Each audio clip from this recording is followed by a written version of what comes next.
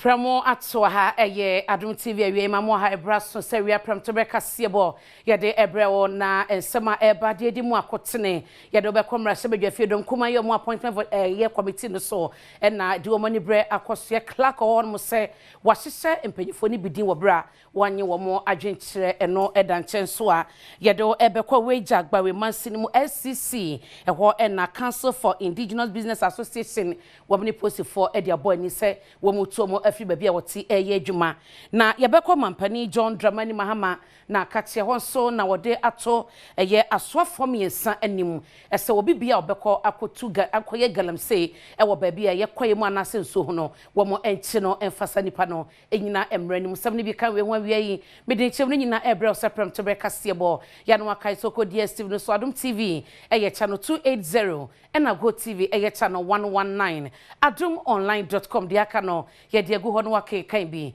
ukọ YouTube a eye Adom TV ena Facebook eye Adom TV extra edinya mejeso ene apena pokoa wenie mamu ahabium me basisia na yense sem na se ye fiti wo mra se bedwafie nra anadwobe no du ko ne no du ene fa metime ho ase sori ye e wo ho no ma enkonya table sani microphones odidi dwuma no wo mo SS no ye appointment committee no ne nyina ene se na owura Parliamentary kando na samo okujeto ablakwa braso ye wo so mototo ma no na metime ho ase no e sori wo ho.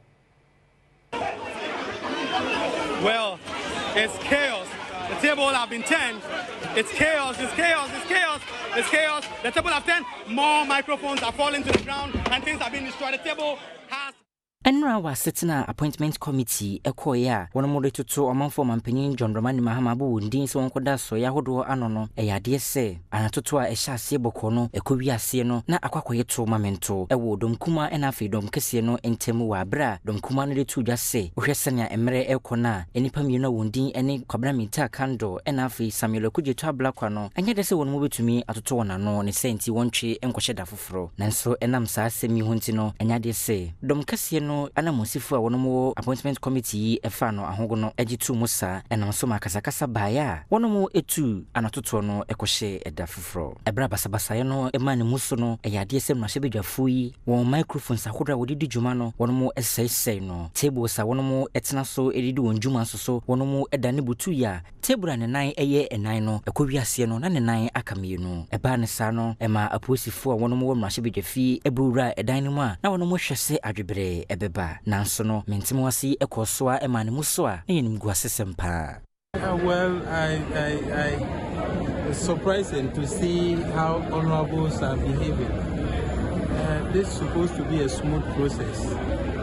They don't even consider all the people who have journeyed from all over Ghana to be here just to support their people. And this, if honorables are behaving like this, then I don't think we are safe. I can get to 11 hours and I'm the baby. Are they honorable members? Are they honorable members? Are they chewing them atomium? And I double Minister Yeti. Nani Papa come for. Am I him for the baby? You feel to have a sihano. Why do you let it? If they want to be called honorables, they should behave. You can't spend 3 hours questioning one person and say that I'm tired, so we have closed. Who is that? It's Ghana for him. You have been power for 8 years. You did all that you can.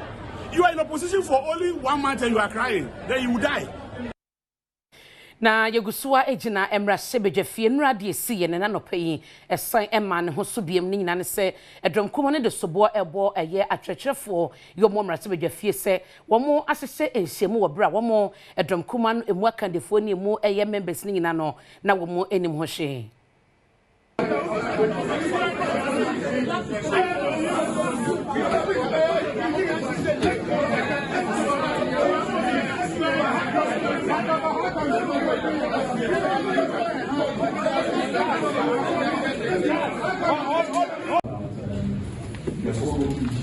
And whether we are using the original method in determining the photo.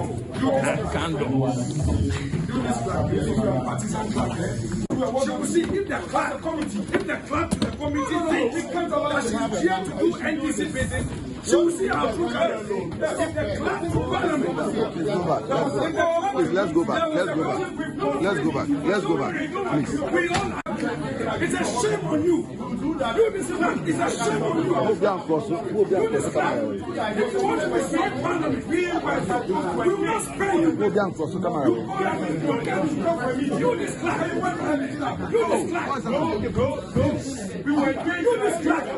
We all agree. We are not against your government. We are not against your government. We've been cooperating that we should have a meeting. You should be fair to us. You should be fair to us. You should be fair to us. We have helped you. We are ready to help you. Don't mistreat us. Don't mistreat us. The fact that we are minority, don't mistreat us. We have helped you. No opposition ever helped a government to form a government as quickly as possible this time. What else do we do? And you this partisan track.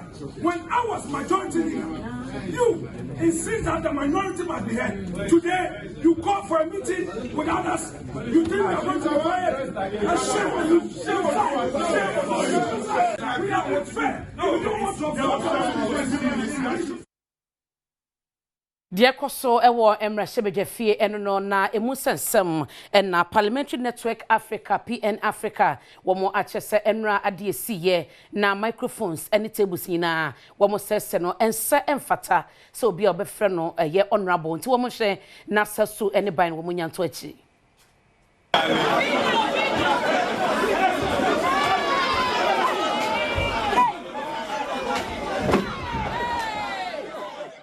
Parliamentary Network Africa eni akasa etia endra anajo basabasaye sorry ewo appointment committee for assetna wabra na esese wonomo etoto okujeto ablakwa ena afi kwabna minta akando anoa edom kuma ne yese wonomo entiasia enam so ema nema eseseye wasansemi hono Parliamentary Network Africa echirimudia we eye enimgu asesempa omanfo wonomo free won se wonomo eye honorable de we eye dishonorable edema wonomo ekuyi echirimudia be tese Ghana Emashebejefia pepepeye ene akuntabu enafi adwebere sese eba no ade we si amane muso ne de eyade se egu wo ho fimpa etese wo hwe no pe ho asem eka we na eku no ekyerese enimgu asesema enra esiye no ama Ghana manfo nyina enigidie bia ewo Emashebejefie no mu se wono betimu di wonani ato won so se obeyi bibi ede ama wono mu eku no san no tudwa won nkrata ne mu se Ghana Emashebejefie eye biaya esese won suban edadi ewo nwumedi a wodie nyina emu esanse omaemu ne nyina ena afia manfoforo soso etimi hwe wono mu esua won wasansemi hono eku no esan bunkompo ekokohwe basabasaye entokwanement mu ase a esoriye ewo 8th parliament ne mu wabra wono moto aba edi eyi chiamehene edema sa efie eno eku no de tudwa se ebra sa ade no esiye emfie bi etwam no wono motwere enkrata koma Mashebejafo se wono monhwe no wompe asem no pomasibire no wono mo esese wotwe wonaso no wonhwe wonaso nanso no enya de sempanyimfo esijina ye bia edifa sa ade no eho wasansemi huntuno ekuno esre chiamehene ma Mashebejafie abansuma na kens for bagben se enemanimu ya wonfa ne nan ensifom na omanfo a woyesa enimgu asesem endra anajo no wono mo entwe wonaso sene yese na efata nemfanya esuade emfama afoforo enso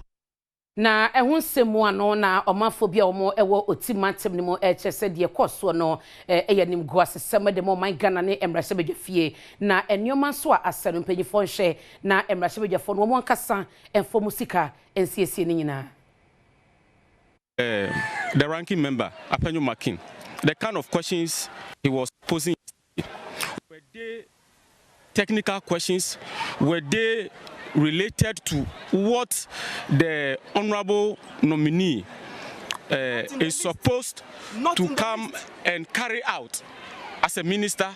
No.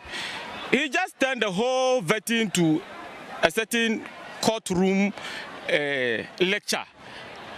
Maybe cross-examination, if I may put it that way. And people are beginning to lose interest. Then you have taken the whole thing to another level. You are honorable men. We look up to you.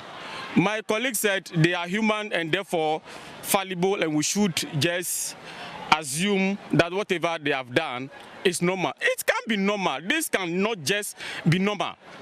I have been watching them, in the past, 2020, we saw what happened in Parliament when they were trying to elect a speaker. We saw what happened. Old men, honorables, running away, stealing ballot papers and all that. And chewing them. Just imagine that. What happened? We all laughed over it. Now, this has happened. What do I expect? I expect nothing. I know the country I'm coming from. I know my leaders. I expect nothing from them. Yeah, I think what happened was normal. We are political, and sometimes we go high, we come low. The fact that they are parliamentarians does not mean that they are not humans. So when it happens this way, fine, let's just take it as a lesson and reorganize ourselves and carry on. Every thief apologizes after stealing, then we should forgive them. There shouldn't be prisons. No one should go to jail because we can all apologize and we will be forgiven. So these honorable men should be set charge. They should be held for contempt of court. Contempt of parliament. Contempt of parliament. My colleague here said it's it's a normal thing, it's human behavior. Everything we do in this world is part of us. Is there any way we can hold them for contempt of parliament? Or it is the case of the animals farm story? All animals are equal, but some are more equal. Na ye film rashe bedefie na afi yakwa wejagbawe mansini mu ne agina ewo SCC adwadefo bi omo eka Council for Indigenous Business Association na omo ani postifo de abo ani nyina so stores bi a womo etimu edidwa no postifo tata womo na cheso mu de adwumako bi eti a wo pese wo gifre omo nsem Semchwefo nhyiamu a omanfo join the Council for Indigenous Business Associations yase and wadi to just say womo stars say wo yemu adwuma no kanema mpanyi Jerry John Rollins radin fa ne currency na nam senate so ya won ma wotua won sika no wode ema womo emfie aduasa akiri ekuo bi aba wo frɛ won ho Gizel Estate a ode aposifo tata womo epese wajusto yifiri womo nsem omanfo bi a wodom seba edito posi dom sai ni George Akufo dampare nim se womra meye womo muwa esanse sedie de edro na agesa bambofo ebem Koye na ese de eneme ye abuafo ye so ye mmasa akwan ne biu so mo di tuo ba ye so be free ye na de ne de hia wo mo enti ye ka kire IGP se wo mo free se problem bi wo ho na mpese mo ne ye hia no mo free ya ye be hia wo mo e wo kwampa so me amija me wo mo di tu pempem ya mentade ye wo mo titim enti se me wuya enti ya hwe ga na ni baba ko ti ye be se IGP ni president mama se ensema e koso se wan hwe no wo ma meso anu a ye do mbe giani na de o se ye bia no mbe ye because see and wo ma me abrenti ye nso bia biem snake emra me fa gisofo enfo mu free hanko enough is enough enya sa na se de besi wo mayi mu no mo bia misaye yes owo ho ni abebu shop ni asesa wo ne ma ne de ko ye ma ho sa akwa ni biem se mimi vik ye me gina ha ide police ni bia so baba me shop oni pe bibre bia so baba me shop ese all ma me nya duma nso me kunu ne me made me ma ho kwan enunti me nim samo so mo ma ho kwan enunti aban your excellency your excellency John Dramani Mahama Samekan Rollins na me di kan fi say Rollins energy had my or the executive instrument eji asasi mayen asem ne basa na Adom Kasee amani boni bo modin bia asem kone aposifo na Gizel Estate fo so ebetwetwe enkomo na nso wampene ene nsemtwefo ankasa amfasa nsemiye ehu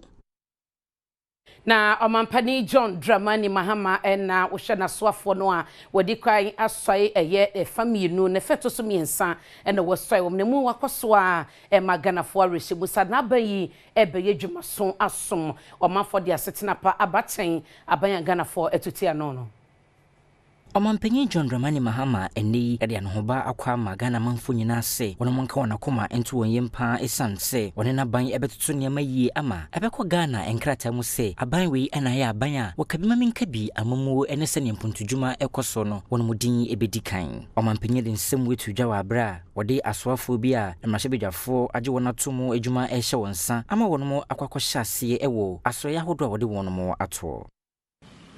We're also guided by the need for fidelity and prudence in governance. Our recent history shows that there's no correlation between a large resource-guzzling government and effective delivery. The last 8 years witnessed the largest government in our history and yet that government achieved arguably the poorest of outcomes. That makes it imperative that we get it right going forward. The task of governing this country must be done more efficiently and at optimal cost. The bulk of our resources must be dedicated to meeting the needs of those on whose behalf we govern. In this regard, we have recalibrated various ministries to avoid the needless duplication and waste that existed. As President, I must set the right example and tone. In addition to substantial cuts in the number of ministries and ministers, there will also be significant reductions in the number of political appointees at the office of the President and its agencies. The era where hundreds of political activists were packed into the presidency for the sake of it is well and truly over. Thus far, 27 people have been nominated for appointment to the presidency to work in various capacities, and this includes the staff at the office of the Vice President. Na galamsey sema ekoso ne abane bo sha wo so obehwe na emiemie bia eni sesade ne koso no wotu ase no enemene ekasei wodi tumi no ama asoye ya wo mo ehwe eye afisem so asoye so a eba abehwe atentene ne ya ban lo ya panyin na asoye a ehwe sase ne mu agudie so ese emu asoafo no hwe se obi bia ya wo ye galamsey ewo enso mu na se kwaye mu no obete no na emra enenadi. Omampenyi John Dramani Mahama eni ashe oswafo hwe nsase na fi imododode so sansoso ena Interior Minister ena Attorney General say enimanimu ya wonfa wonan sifom na omamfo bia wo hye Ghana kwaye agodu mu etu efom agudi emfa kwan paso no wonkyere wono mu na emra no eni wono mu endi. As Minister for Lands and Natural Resources, you'll be charged with the duty of safeguarding the environment from marauding galamseyers and managing our natural resources effectively. Let me take this opportunity to state that it shall be the policy of this government to ban the issuance of leases for mining in all forest reserves. We shall also move promptly to revoke all leases issued for the same purpose under the previous government. In addition, let me state categorically that this government has not given any person or group of persons any authority to carry out any form of mining in these forest reserves as recently reported. I urge the Minister for Lands and Natural Resources, Minister for the Interior, Attorney General and Minister for Justice to take immediate steps to ensure the arrest and prosecution of any persons or group of persons engaged in this illegality. I also need to state here that no member of this government is permitted to engage in any form of small-scale mining or galamsey. Any such persons will face sanctions which shall be swift and severe. We intend to call a stakeholder consultation on the menace of galamsey to forge a broad consensus on the measures we intend to take to preserve our environment from wanton destruction. This will involve, but not limited to, the following: a river guard, which will employ youth from the communities affected by illegal mining, cleaning and eliminating toxic substances from our water bodies, reclaiming mined-out lands, training small-scale miners in sustainable mining practices. We've also begun the establishment of the Gold Board, which will ensure that Ghana gets the full benefit of the bountiful natural resource that God has blessed us with. Amedewo eko CDD Ghana ene womo apa womo podcaster ebekoso ewo social media ho entumade ba behwe eye adwumede keta sekankan proye eho sem nipa bia woni fa hodie eho sem etesen na eno so echi no amamuo eho amanebo ene womo de ebegu podcast wono mo a adwumade no ekoso a obehwe bie ne wohunu sede ete Dr. Kojo Asante eye director no ehwe policy management na partnership so wa cheche mo de podcast yi Baba Yeni Brenswa Obeshase.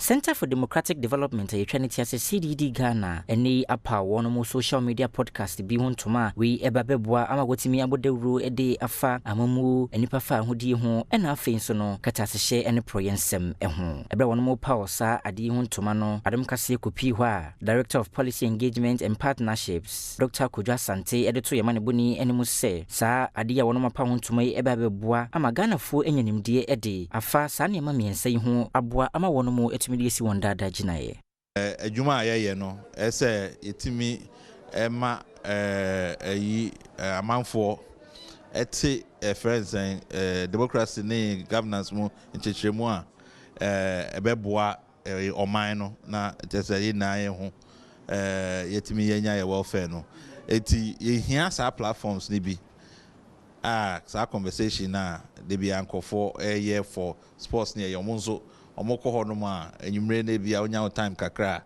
na bia CD democracy dialogues and ye frɛ no na akotie yi ensema ye discuss bia parliament assembly discussion bia about omanye ni so omanye nse na ya din kofo aba omuwo nimde wasansemi ho no Ghana ne mosinia na emre bi wodi ne dwuma e wo France ena afi Portugal ne din ene Anabosman ebo CDD Ghana abaso se anamoya wono mu etui e yade a e ba beboa pa no ehia keshi ofen oba botwe no okona ba ke ona she what is even more important is je am be ambaye aba cheme menen neken ache women members of parliament new parliament amwe about what it is, how they got there, some of the problems they have, and by way also about the obstacles that are put in their way, and what they hope to do for women.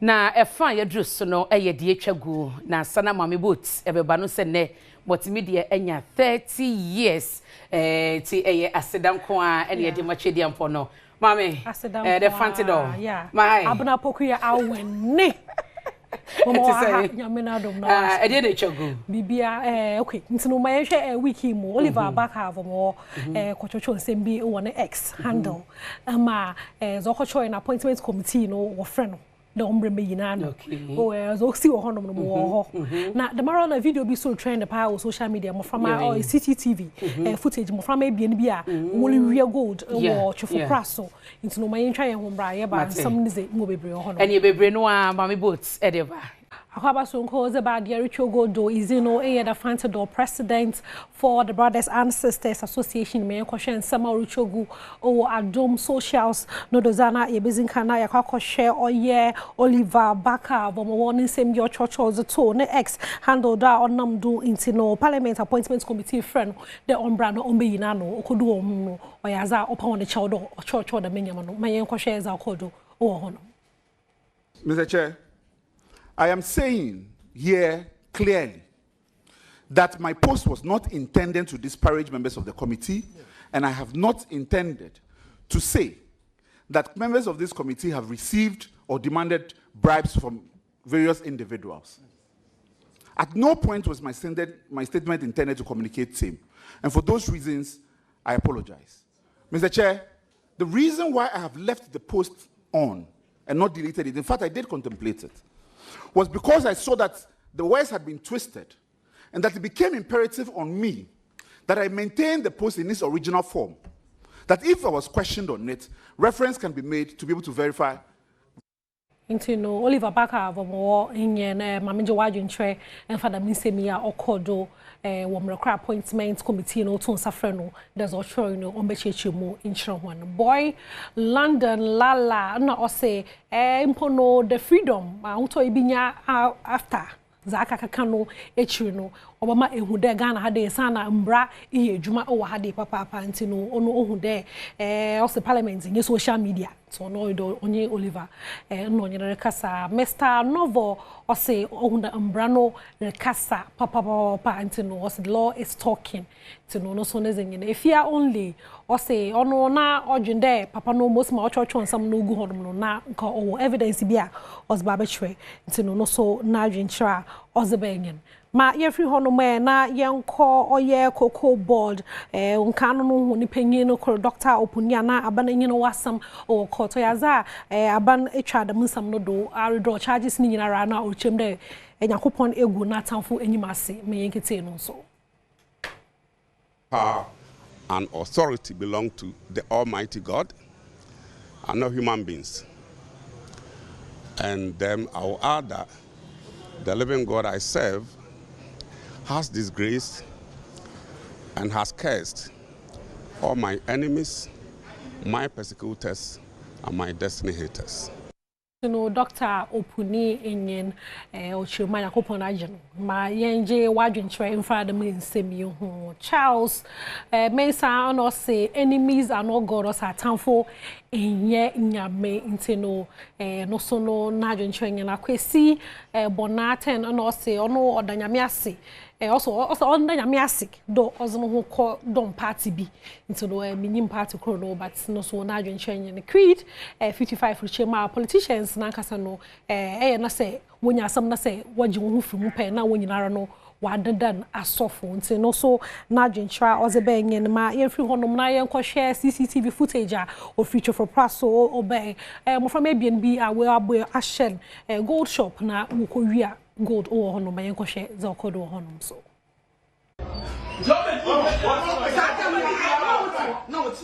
You see now it's war.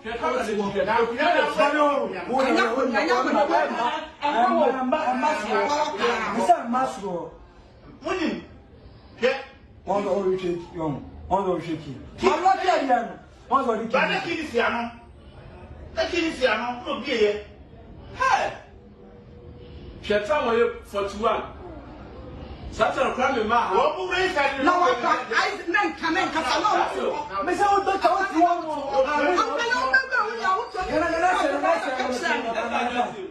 Into no CCTV video na ahwe no mo from ebien a share gold shop a worria gold o ho no mo for praso ma menje wa adwentre no fada me nsemi ho Vicky nana ama usu a o say 15 years he edena ekoso dan ekoso yi nti no so obisa pa 15 years pa dan abofano ye coffee chemist no o say ono o share mosma nyama kodo ho no motumu ndo ye djuma wo ye papa say o ye no occupation nti no coffee chemist so nezenyen Delvin baby no say at a young age at such a young age into no one age no I know way papa baby my year do no my enko share hen video of the day itero aha na visit the show go no mizi besi bomoza na nyizi inside on social media handles no do Facebook here Adom TV extra e by Instagram e bo Adom TV e bo hu ye no Twitter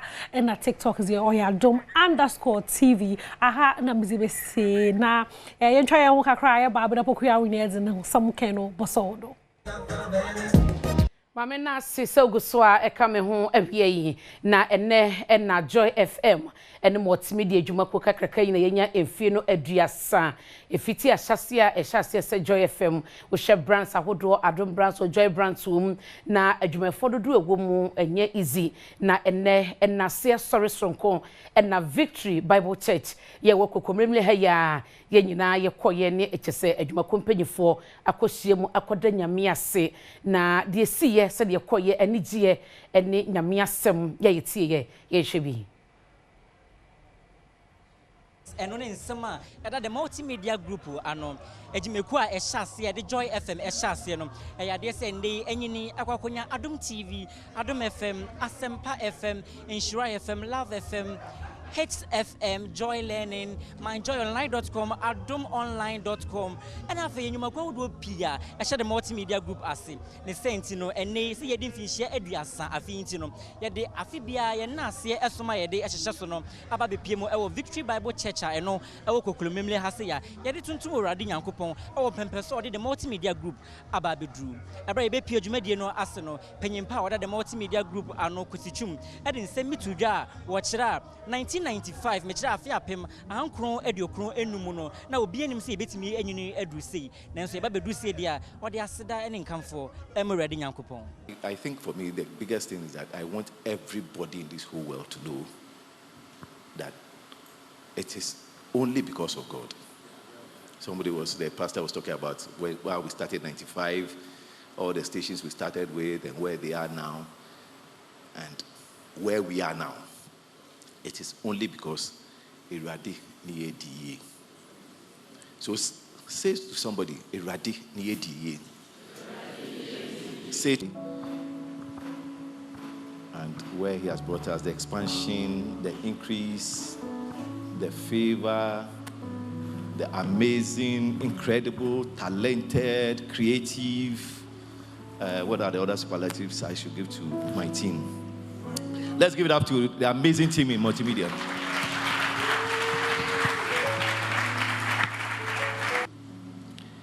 Team Multimedia, this is the day to celebrate our God for 30 years of his presence in our lives. I have learned something, that in his presence, there's fullness of joy. In his presence. So anyone who wants fullness of joy, who desires fullness of joy, in all your seeking, in all your searching, in all your appropriation, in all your getting, get joy. Get joy. In all your getting, do what? Get joy.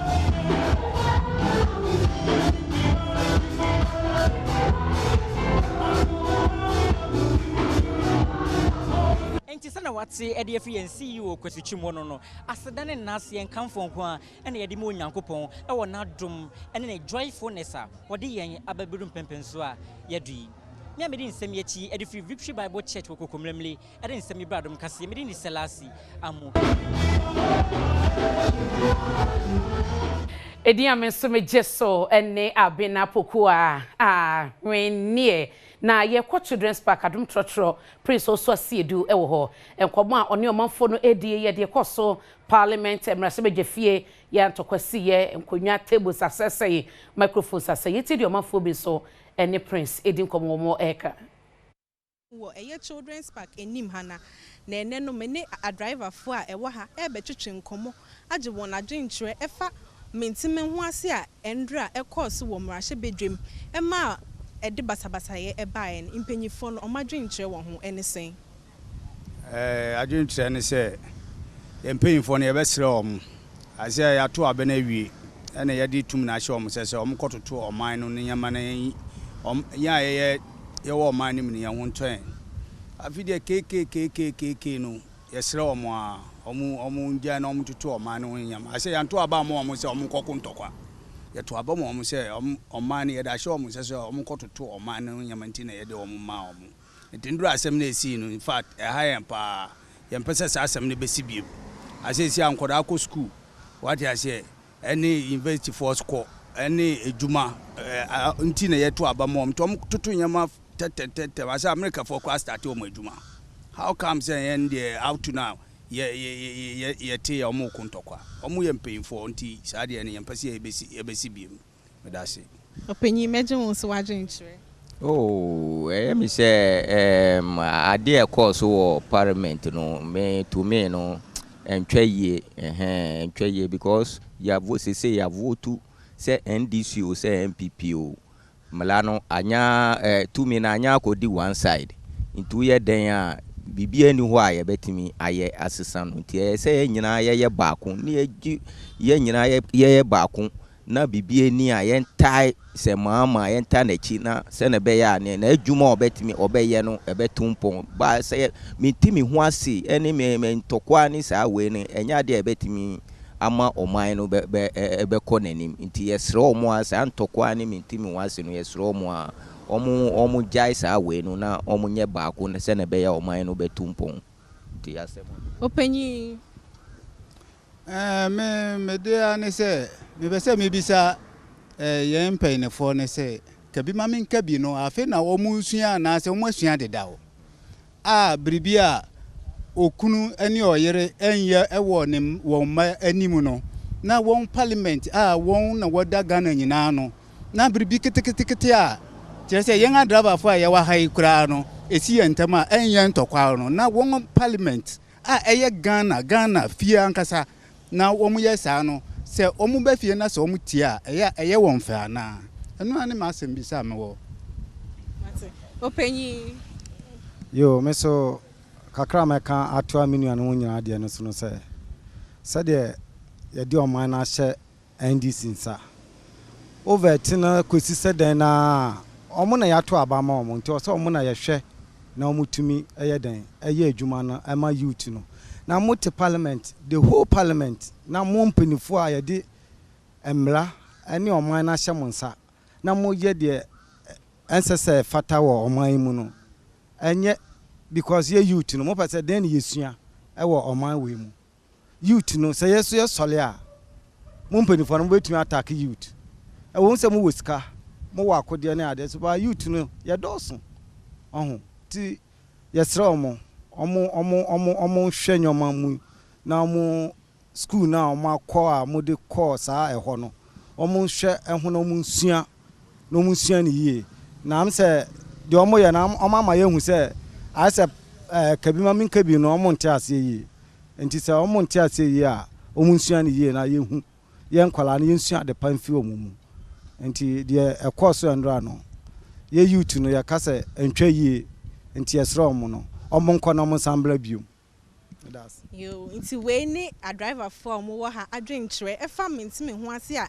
e de basabasa ye pie mu wo eye mrahye bedwafiem endra mesu na medi church mate se church ne ye ma mate ne ka se awe ene na awe ti Tracy ena wo hwe no children's park ho no de ne church ne free by na brana so eye Premtobre Kasee kejua nankasa Eric asiedo buade teacher Eric mahai mejoso let's say nyame adom bibia na no kwa sorry to be say 30 years most definitely 30 years of God's goodness until next year da nyankopon yes na afi adwuma yi so na ama ya nya adwuma yi biaye oh nya easy o akeja 30 years 95 na me oh 95 na me system ni I'm system ni osa multimedia kwa maha 97 na kejo be 4 years acho ya basisi a why take afternoon maso mafi Mrs. Jamina ho na me to asora ma se Premtobre Kasee a chese nya sem keto akra na eneso jetuato eye intercontinental ballistic missiles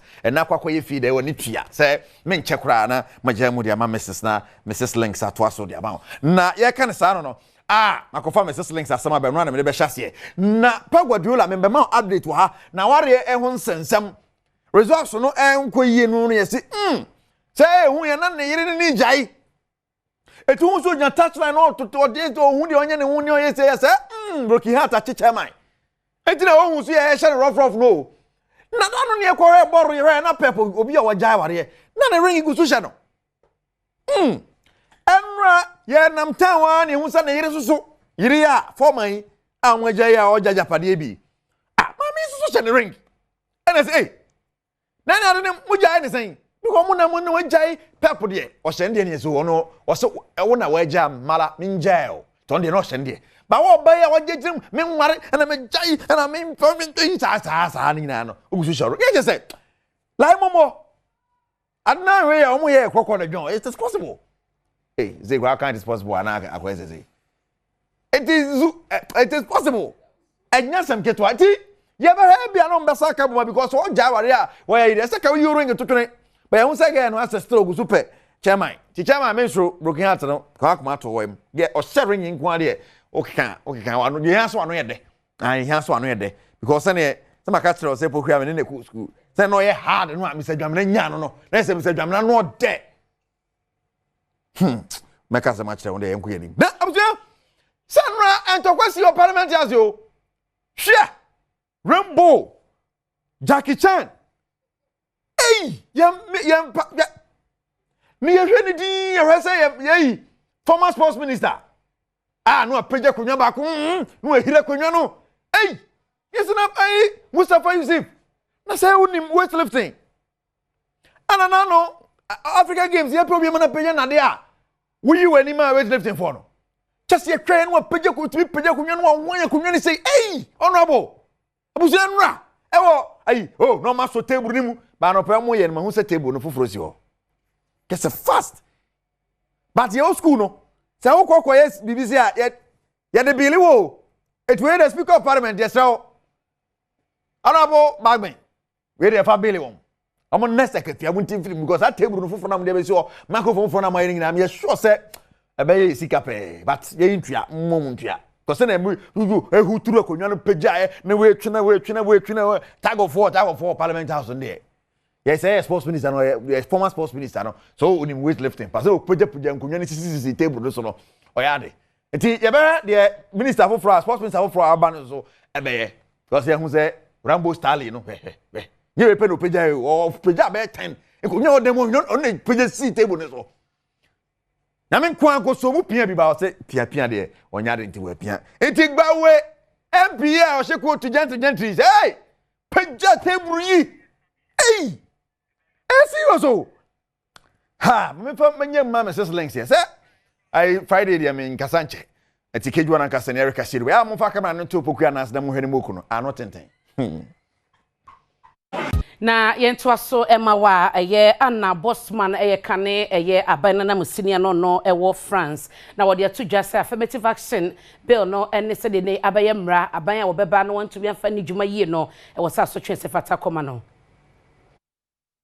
kane ambassador ema eye France ene Portugal Anna Bossman any Adom News in Central ni Prince Owusu Siedu twetwe nkomo ede afa affirmative action emra ho no wodi to dwase ne ni ajepa sesa amrei womo amano abem na emum sinto ho ewo mu ni se beya aban ebediso. The affirmative action law is there,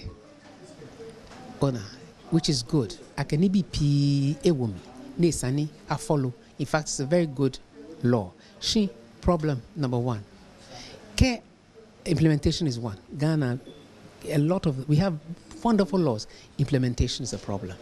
And the second thing which is a problem is no young by a law me no sanctions, no penalties. No, those are the things that we have to bring out here. Those are the things that we have to talk about. Osan ede adisede etu omampeni John Dramani Mahama enim se onimpa se na appointment awaye no oyima ebia ka ho nanso ohwe enim se ma no obesan de dodo aka ho e won appointment aka nim. Why don't you have more women ministers? Nakam, I would like that. No, I'm saying Akashi first of all it's not only, I suppose, it's not only ministerial positions and so on and so forth, but we have to see women and with how will they be supported? How will their portfolios? How will their portfolios reflect? Na aniji semuno Ghana abrantie nyum tuni akwaboa ne bodro ho nyum oyade pa ode atudwa se obia na niji ho no na ye adwuma person no be collaboration eye efia wasa bibia oshababa woni so ne ban ne koyodi ne dwuma eso ni mroso. Collaborations again, in studio, writing and recording songs with some of the artists that you've featured. Let me ask you this. Your favorite collaboration of all time? That's a huge one. Yeah. That collaboration, you people hit the studio now, you nail them, say, Kai, we're on the same wavelength. Okay, so I think the shortest one was with Efia. Efia? Yeah, very simple. Yeah, smooth. She's one lady who comes, and then you teach her the song, and then she takes it to the next level.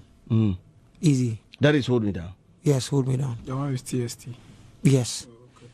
Oh, back when I was said you like my time with Drew, she wasn't okay, and I'm like, oh, you finished right now. Okay, please teach me the song. And I said, okay, so yeah, man, blah blah blah blah. I said, okay, I'll say, let's go. She entered the booth and trust me. I looked at her, I'm like, hey, we are fool. Maybe she fantastic. Roll me that song. Roll me that song. Na yenyina ensemi so na awia Premtobre Kasee bam de bani nyina abaye no memfansie din amegye so ene abena pokoa wenie na Excel Roses ena opamatade emame owo odoko King of Kings hotel ne che hono mo ha madawase ama mu eni hwe awie makrao.